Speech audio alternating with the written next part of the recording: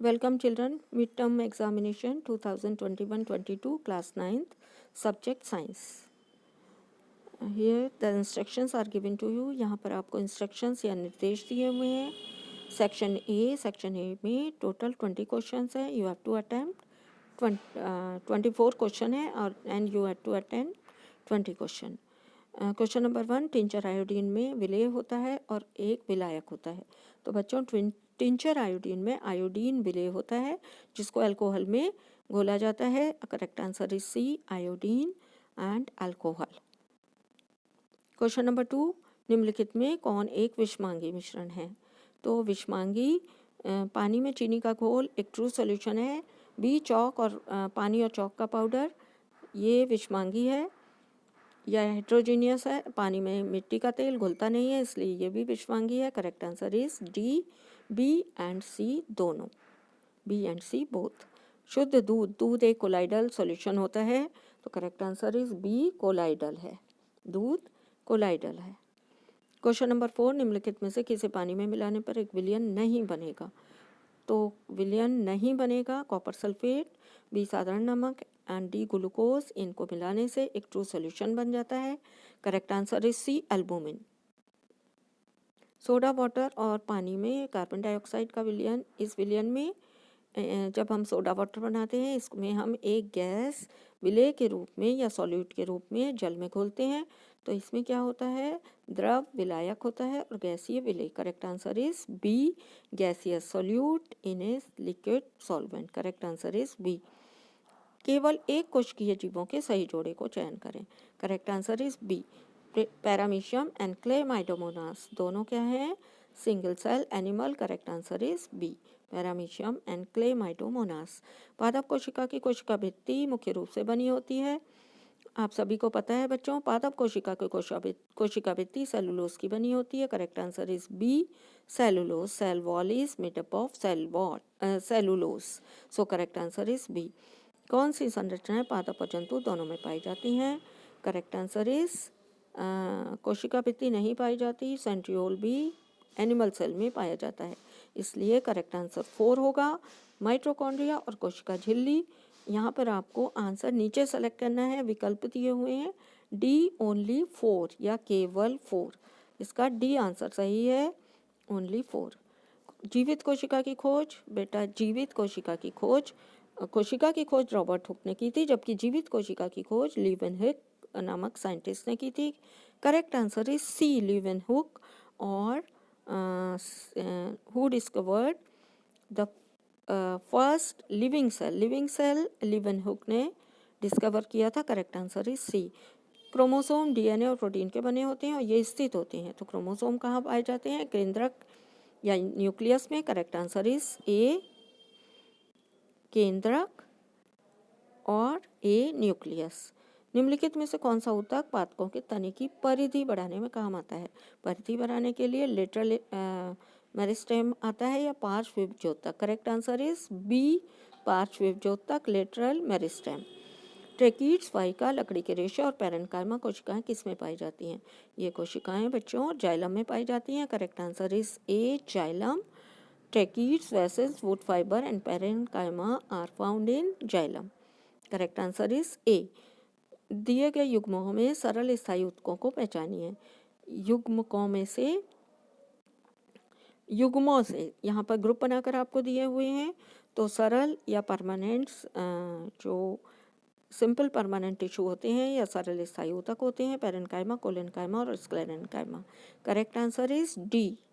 नारियल के रेशे बने होते हैं बच्चों. नारियल के रेशे स्क्लेरेन्काइमा टिश्यू के या ऊतक के बने होते हैं. Correct answer is D, sclerenchyma ऊतक और टिश्यू. दिए गए आरेख में 1, 2 एंड 3 की पहचान करनी है. फर्स्ट आपकी रक्षी कोशिका है. सेकंड क्लोरोप्लास्ट है जो छोटी छोटी रचनाएं दिख रही हैं. थर्ड एपिडर्मी कोशिका है. So correct answer is A, guard cell, chloroplast and epidermal cell. Next question is चाल का एसआई मात्रक क्या है. चाल का एसआई मात्रक आपको पता है मीटर पर सेकेंड. तो correct answer is A, metre प्रति सेकंड या metre per second. Correct answer is A. निम्न में से कौन सा असमान त्वरण का उदाहरण है? यहाँ पर साइकिल सवार पेडलिंग नहीं कर रहा है, चिकनी सड़क पे चल रहा है, झुके हुए तल से लुढ़कती हुई गेंद या स्वतंत्र रूप से गिरता हुआ पिंड। ये इनमें से कोई भी असमान त्वरण नहीं है। भीड़ भाड़ वाली सड़क पर कार की आवाजाही असमान त्वरण है। करेक्ट आंसर इज डी, भीड़ भाड़ वाली सड़क पर कार की आवाजाही या movement of a car in A crowded road. एक ऊपर की ओर लंबवत फेंका गया पिंड अधिकतम ऊंचाई y तक पहुंचता है, उसके बाद ये जमीन पर लौट आता है। पिंड द्वारा तय की गई दूरी और विस्थापन क्रमशः दूरी, जितनी दूरी उसने तय की है उसकी डबल हो जाएगी तो 2x, और विस्थापन कितना होगा वहीं लौट आया तो 0। Correct answer is A 2y and 0। दर्शाया गया उपकरण प्रत्येक कार और मोटर बाइक में लगा होता है, इसमें x और y को क्या कहलाते हैं? नीचे जो x लिखा हुआ है वहाँ पर कुछ नंबर लिखे हुए हैं, वो हमें बताते हैं कि गाड़ी ने कितनी दूरी तय की है, जिसे हम पथमापी या ऑडोमीटर कहते हैं।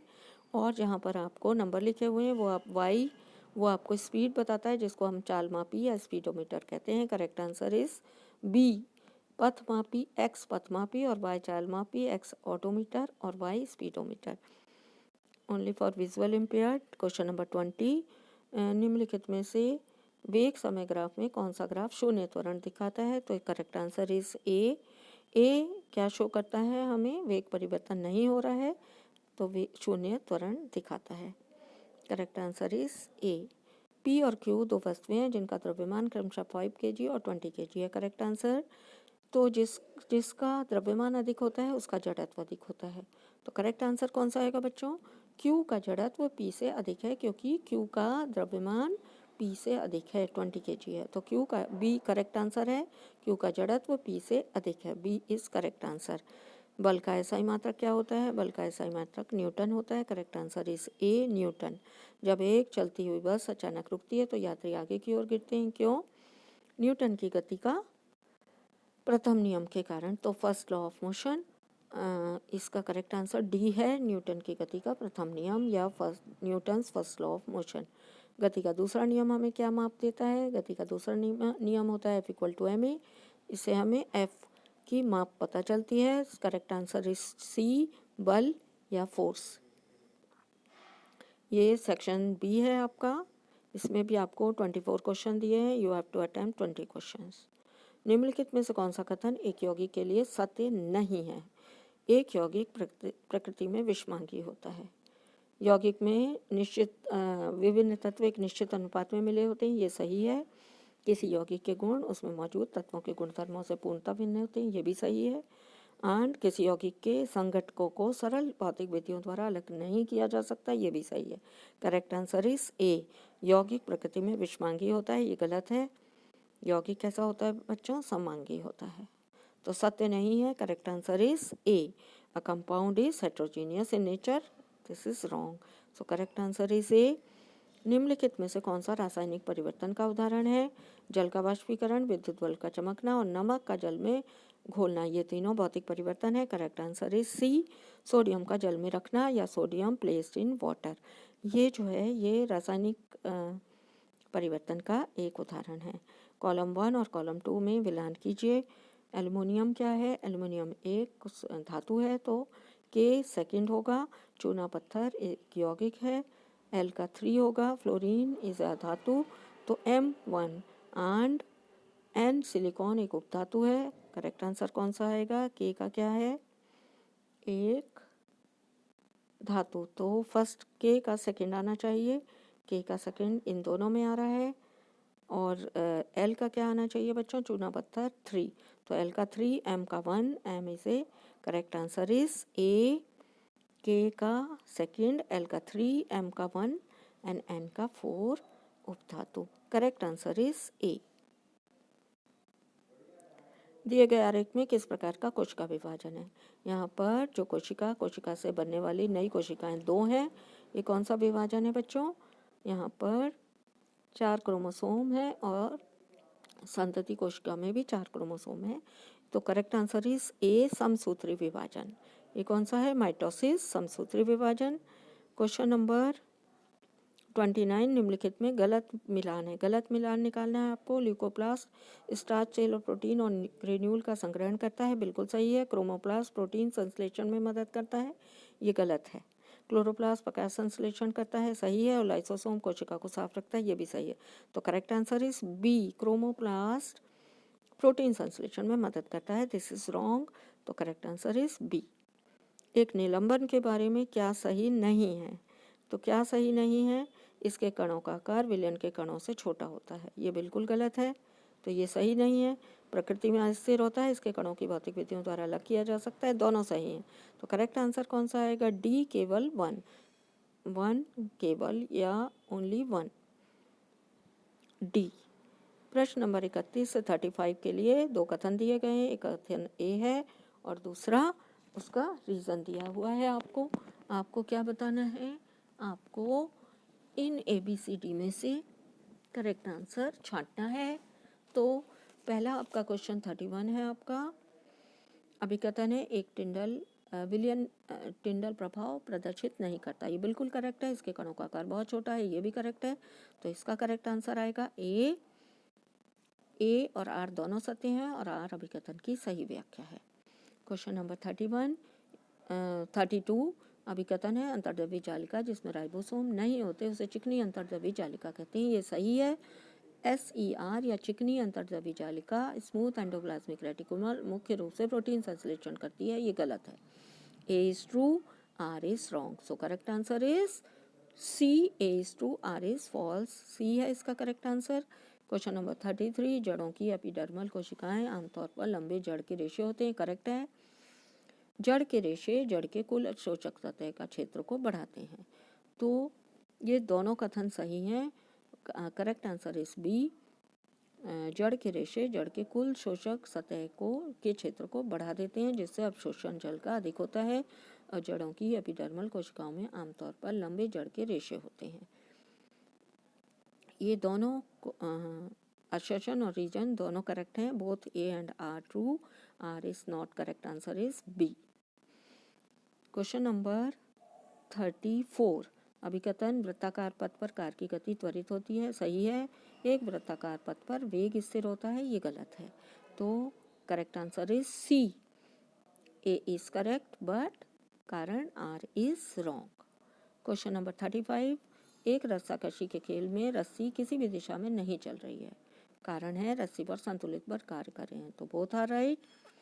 अगर रस्सी किसी भी दिशा में नहीं चल रही है तो रस्सी पर संतुलित बल कार्य कर रहे हैं, तो correct answer is A, reason is also correct. तो करेक्ट आंसर इसका 35 का ए होगा।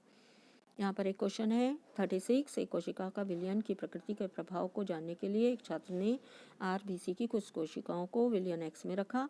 कुछ समय बाद ये कोशिकाएं आकार में बढ़ गईं, जैसा कि चित्र में दिखाया गया है। इस विलयन में X की प्रकृति क्या होगी?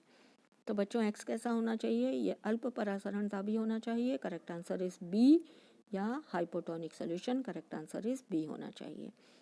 दृष्टिबाधित के लिए है क्वेश्चन नंबर 37 यहाँ दिए गए पादप कोशिका के आरेख के प्रेक्षण कीजिए और उल्लेखित 1, 2, 3 का अंगक का उसके कार्य से सही मिलान कीजिए। ए में आपको रिक्तिका दी है, रिक्तिका का कार्य क्या होता है? ठोस और तरल पदार्थों का संग्रहण करना। सेकंड में आपको न्यूक्लियस दिया, न्यूक्लियस का कार्य होता है कोशिका के सभी अपचयी क्रियाओं का नियंत्रण करना। तो सेकंड को आपको जेड से मिलाना है, करेक्ट आंसर कौन सा होगा? सी, 1 का एक्स, सेकंड का जेड और थर्ड का वाई प्रकाश संश्लेषण करना, correct answer is C. Question number 37 question number 38 दिए गए आरेख में L, M, N, O और P का सही मिलान कीजिए। ये छोटे छोटे L जो हैं ये आपके प्रवर्ध हैं, M केंद्रक है, C कोशिकाकाय है, N कोशिकाकाय है और O क्या है? तंत्रिकाश है, B तंत्र का करेक्ट आंसर C, L प्रवर्ध या डेंड्राइट्स, M न्यूक्लियस या केंद्रक, N कोशिकाकाय सेल बॉडी, O तंत्रिकाक्ष एंड P तंत्रिका का अंतिम सिरा। So answer is C. Question number 39 रुधिर एक संयोजी ऊतक है, इसके घटकों को कार्यों से सही मिलान कीजिए। प्लाज्मा हार्मोन और पोषक तत्वों गैसों का परिवहन करता है, ये सही है।